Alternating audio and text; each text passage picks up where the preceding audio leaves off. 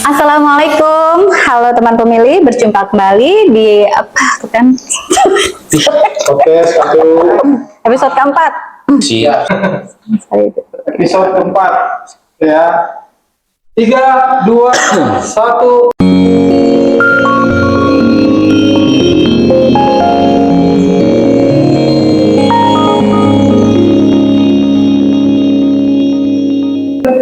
Assalamualaikum, halo teman pemilih, senang sekali bisa berjumpa kembali menyapa teman pemilih di episode keempat podcast KPU Kota Jakarta Timur tahun 2025 bersama saya Desri Natali sebagai host podcast. Kali ini kami menghadirkan narasumber dari KPU Kota Jakarta Timur yaitu Bapak Rio Feryeza selaku Ketua Divisi Hukum dan Pengawasan. Semangat pagi Pak Rio. Semangat pagi Bu Destri. Gimana Pak? Sehat Pak? Sehat Alhamdulillah. Alhamdulillah. Oke Pak Rio, mungkin ini teman pemilih ya masih banyak yang belum tahu nih Pak Rio. Apa aja sih sebenarnya tugas Divisi Hukum dan Pengawasan di KPU? Boleh dong sedikit dijelaskan nih ke teman pemilih apa aja tugas Pak Rio sebagai Ketua Divisi Hukum dan Pengawasan di KPU Kota Jakarta Timur khususnya. Oke, jadi tugas seorang Ketua Divisi Hukum dan Pengawasan itu yang pertama merancang keputusan KPU Kota, terus kemudian kita juga melakukan pengawasan internal, melakukan dokumentasi dan juga publikasi hukum. Kira-kira seperti itu. Secara garis besarnya Ya, itu ya Pak ya. Nah, kalau di pemilu dan pilkada 2024 yang kemarin tuh Pak, itu secara spesifik apa aja sih yang menjadi fokus dari Divisi Hukum dan Pengawasan selama tahapan? Yang pasti karena kan selama pilkada itu selalu ada turunan PKPU ya Bu ya. Jadi tugas saya waktu itu utamanya adalah mempelajari, mengkaji serta mensosialisasikan PKPU itu kepada pihak stakeholder maupun juga kepada ad hoc itu. Kemudian juga melakukan yang namanya pengawasan internal atau penegakan kode etik. Gitu. Lebih ke pengawasan internal kalau yang untuk di kode etiknya. Iya. Untuk teman-teman di bawah ya biasanya gitu. Iya, itu untuk teman-teman di kecamatan, kelurahan, dan ad di hoc ya Pak ya. TPS, ya. Oke.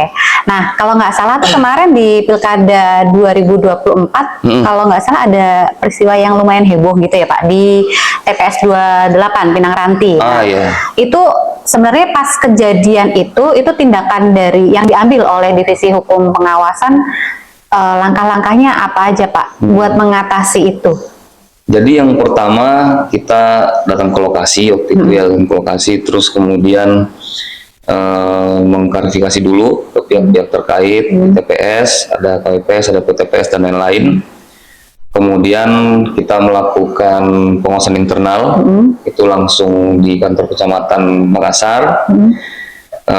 Kemudian setelah itu kita sidangkan dan kita jatuhkan hukuman kepada mereka. Ada yang kita hukum pemberian tetap, ada juga yang kita hukum peringatan. Gitu. Jadi lebih ke spesifiknya emang langsung di saat itu juga langsung dilakukan tindakan ya. Begitu ada kejadian langsung di hari yang sama ya Pak. Ya, kalau yang di Pinang Ranti itu memang agak khusus ya karena itu kan terkait dengan tahapan pencoblosan dan juga penghitungan surat suara di hari H ya. Jadi memang perlu penanganan yang begitu cepat. Nah biasanya sih kalau yang normalnya pada saat tahapan-tahapan yang lain itu ada yang langsung, ada juga yang enggak gitu. Karena kan masalah-masalah itu kan beda-beda ya Bu ya. Pada saat pilkada itu mungkin ada pelanggaran-pelanggaran kode etik seperti misalnya komunikasi antar ketua dan anggota PPK ataupun PPS itu bermasalah. Atau juga komunikasi antar PPS PPK dengan sekretariat juga bermasalah. Ada yang berantem apa segala macam, atau ada juga yang terindikasi permainan uang ya, money politik juga dan terlibat segala macam. Nah itu kita bukan agak lama tapi memang timelinenya itu sudah diatur ya, sudah diatur sekitar 14 hari dan kita menggunakan waktu itu dengan memanggil mereka dulu dan untuk kita untuk melakukan klarifikasi, konfirmasi. Kemudian kita bentuk tim tim pengawasan internal melalui rapat pleno. Biasanya saya sendiri yang mengetuai tim itu ya. Setelah itu baru kita adakan sidang. Setelah sidang ada bukti-bukti segala macam. mereka juga punya hak bicara untuk melakukan pembelaan segala macam. Nah kalau terbukti, kita maka akan mengambil keputusan melalui kronologi apakah yang bersangkutan kita sanksi kalau jika terbukti bersalah, atau kita rehabilitasi yang baiknya kalau dia tidak terbukti bersalah. Nah ini yang sering kali terjadi di pemilu dan juga pilkada,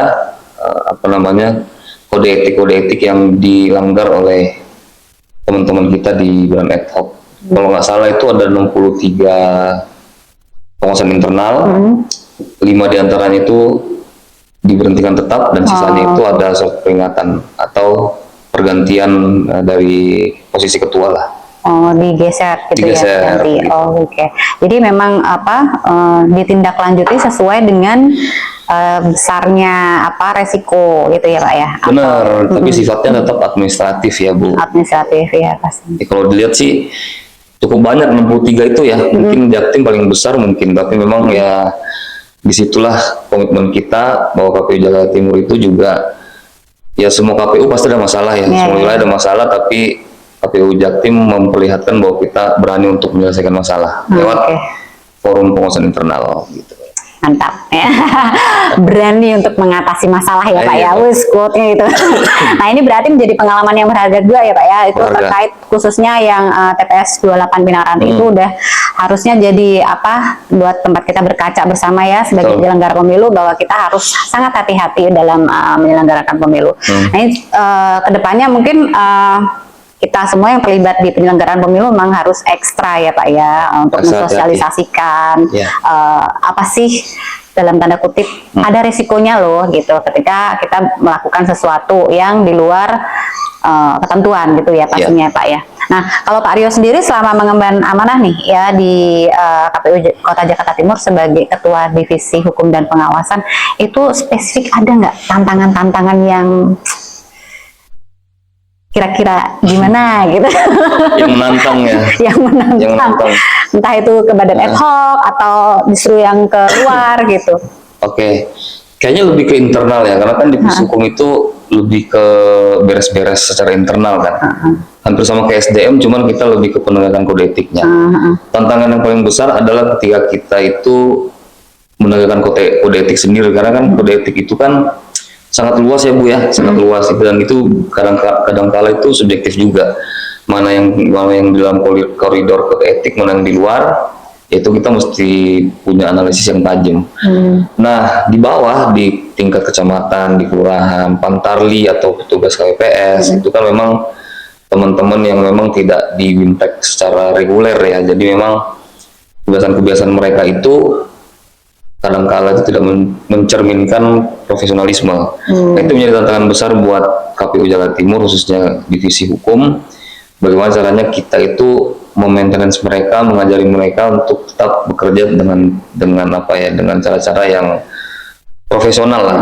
Dan memang faktanya 63 kasus itu kita tangani, dan itu memang kecil-kecil ya, tidak bisa ya, dia berantem sesama dia, berantem sama lurahnya, berantem sama camatnya, ada yang juga bermasalah dengan uang segala macam, ada yang bermasalah dengan caleg juga, ya itu semuanya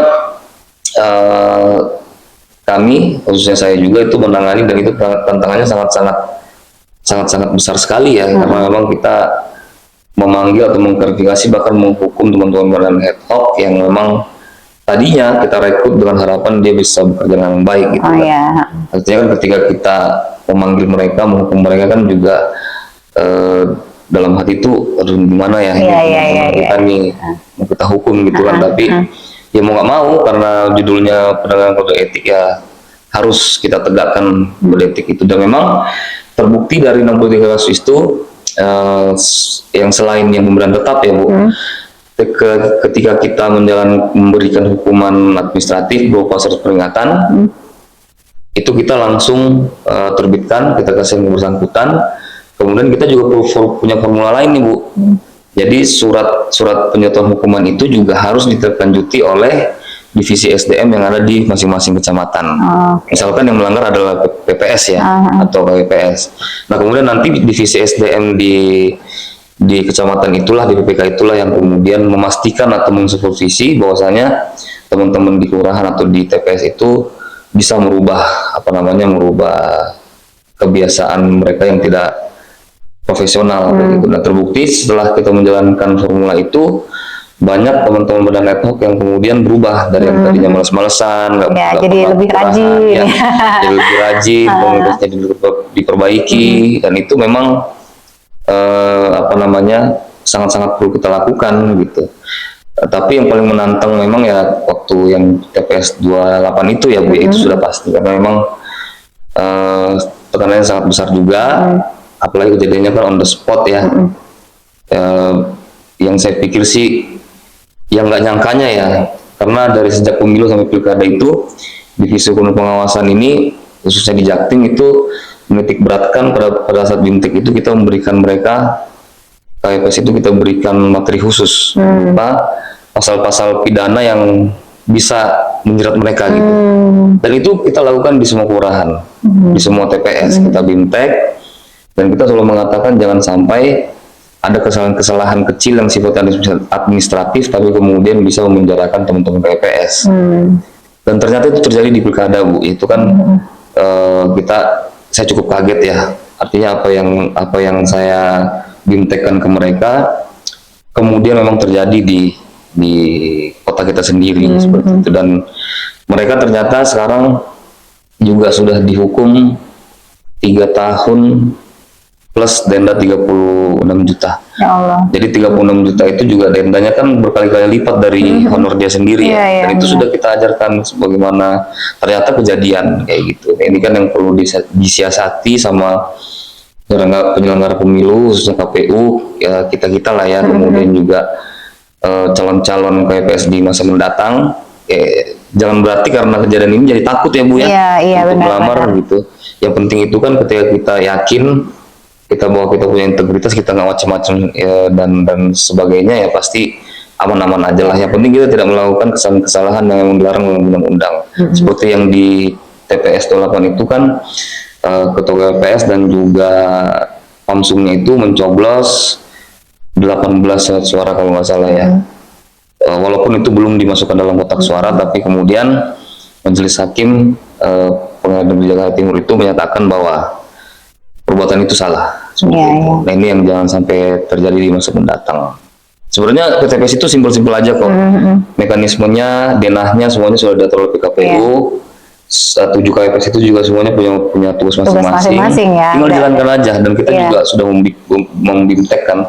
Artinya apa yang sudah dibimtekkan, apa yang sudah menjadi SOP daripada PKPU, yaitu dilaksanakan aja, dan jangan melakukan hal-hal yang dilarang oleh PKPU. Kuncinya di situ aja.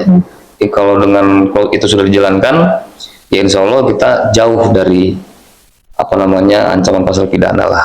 Ya, jadi intinya itu teman-teman. Jadi jangan takut untuk terlibat sebagai penyelenggara pemilu. Yang penting ngikutin aja ya aturannya, kode etik itu dijaga. Jadi insya Allah sih aman semuanya. Nah, sekarang nih Pak Rio di tahun 2025 nih ya kan, pasca pemilu, divisi hukum pengawasan bertanggung jawab sama jaringan dokumentasi informasi hukum ya, jadi dan pengendalian intern pemerintah SPIP. Boleh dibantu jelasin Pak ke teman pemilih apa sih itu JDIH dan SPIP? Ya, jadi JDIH itu dokumentasi informasi hukum yang memang tadi yang saya jawab ya di awal, bahwasanya tugas divisi hukum itu kan mendokumentasikan dan mempublikasikan. Artinya memang kalau ketika kita berbicara tentang pemilu pilkada, mau itu persiapan, pelaksanaan maupun pasca pelaksanaan itu kan pasti selalu didasari oleh yang namanya regulasi ya. Yang paling tunggal yang pasti konstitusi dan juga undang-undang. Tapi kan turunannya kan kemudian diproduksi oleh KPU pusat ya, misalkan kayak PKPU segala macam. Nah, pasca pemilu ini kan memang ada beberapa PKPU yang terbit. Salah satunya kan adalah tentang DPB ya, daftar pemilih berkelanjutan segala macam. Nah, tugas kita itu ya mendokumentasikan dan juga mensosialisasikan itu kepada publik. Karena itu kan kita membuat sosmed ya, yang memang khusus JDIH KPU Jawa Timur, yang kebetulan juga dinahkodai sama Bu Kasubag ya. Jadi kita rajin memperkenalkan produk hukum KPU, kemudian bahkan juga beberapa kali kita juga melaksanakan edukasi hukum, misalkan kayak konsep hukum seperti apa, prinsip-prinsip hukum seperti apa, asas hukum seperti apa. Nah, itu saya kira itulah yang dimaksud dengan publikasi JDIH.